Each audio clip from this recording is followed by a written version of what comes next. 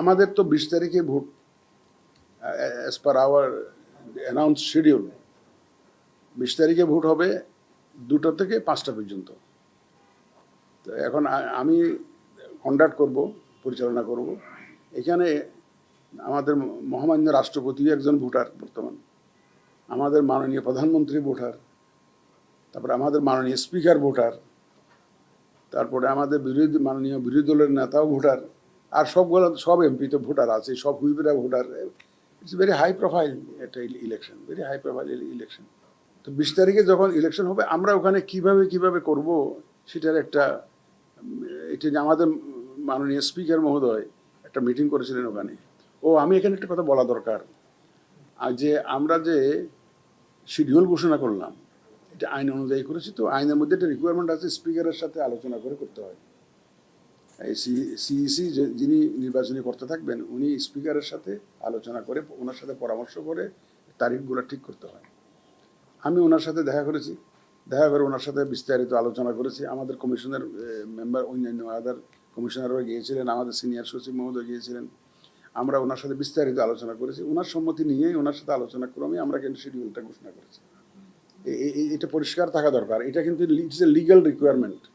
এটা এমন না যে আমার ইচ্ছা হইলে আলোচনা করলাম, না হলে করলাম না, এটা এরকম না। ওনার সাথে আলোচনা করতেই হবে, এটা কিন্তু আইনের বাধ্যবাধকতা। সে অনুযায়ী ওনার সাথে পরামর্শক্রমে আমরা শিডিউলটা ঘোষণা করেছি।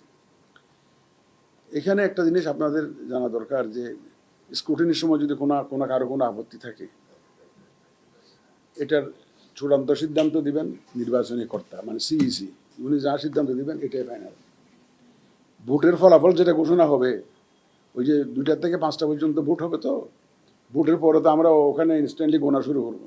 গোনার পরে রেজাল্ট যেটা আমি অ্যানাউন্স করবো অ্যাজ নির্বাচনী কর্তা, that is final as per law, that is final as per law. সুতরাং ওটা আমরা ভোটের পরপরই আমরা কাউন্টিং করে ওখানে আমরা ঘোষণা করে দেব। পরে আমরা এখানে এসে হয়তো দিনই গ্যাজেট করে দেবো।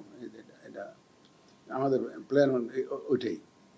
ওখানে যে আমাদের যে পুলিং অ্যারেঞ্জমেন্ট যেটা, সেটা হচ্ছে যে আমাদের যে কিছু সহায়ক কর্মকর্তা থাকবেন, আমরা তো 20 জনের একটা তালিকা দিয়েছি আমাদের পার্লামেন্ট সেক্রেটারিয়েটে। আমরা আবার এখানে পার্লামেন্ট সেক্রেটারিয়েটের সহায়তা নিব। ইতিমধ্যে ওনারা যথেষ্ট সহযোগিতা দিচ্ছেন, আমাদের মাননীয় স্পিকার মহোদয় দিচ্ছেন, হুইপ মহোদয়রা দিচ্ছেন, চিফ হুইপ মহোদয় দিচ্ছেন, এবং বিরোধী দলীয় যে চিফ হুইপ আছেন, বিরোধী দলের যে চিফ আমাদের নাহিদ ইসলাম সাহেব, উনিও he is also extending cooperation to us. এবং উনি মিটিংয়ে ছিলেন, স্পিকার মহোদয় যখন মিটিং করেন, মাননীয় স্পিকার যখন মিটিং করেন, তখন উনিও প্রেজেন্ট ছিলেন। আমাদের চিফ হুইপ, সরকারি দলের চিফ হুইপ উনিও ছিলেন। সুতরাং পার্লামেন্ট সেক্রেটারিয়েট থেকে আমরা সার্বিক সহযোগিতা পাচ্ছি। ওনাদের সহযোগিতা না হলে তো আমাদের জন্য একটু ডিফিকাল্ট হয়ে যেত না পার্লামেন্টে। কারণ যেখানে সংসদ চলে, সংসদের বৈঠক যেখানে হয়, এই রুমের অ্যারেঞ্জমেন্ট কীরকম, কীভাবে, ওখানে সবাই দেখবেন যে ওখানে তো এমন না যে পঞ্চগড় 1, তার পাশে পঞ্চগড় 2, তারপর পাশে পঞ্চগড় 3, এরকম তো না সিটিং অ্যারেঞ্জমেন্ট।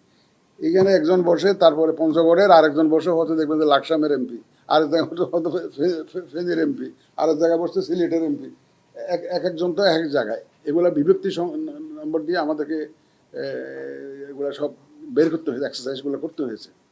তো আমাদের সহায়ক কর্মকর্তা যারা যাবেন এখানে, আমাদের এই ইলেকশন কমিশন থেকে যারা যাবেন, আমি যাদেরকে অথরাইজ করেছি, কারণ আমার যে নির্বাচনী কর্তা, হি ক্যান অথরাইজ, যে যারা অ্যাসিস্ট করবে তাদেরকে অথরাইজ করতে পারবে।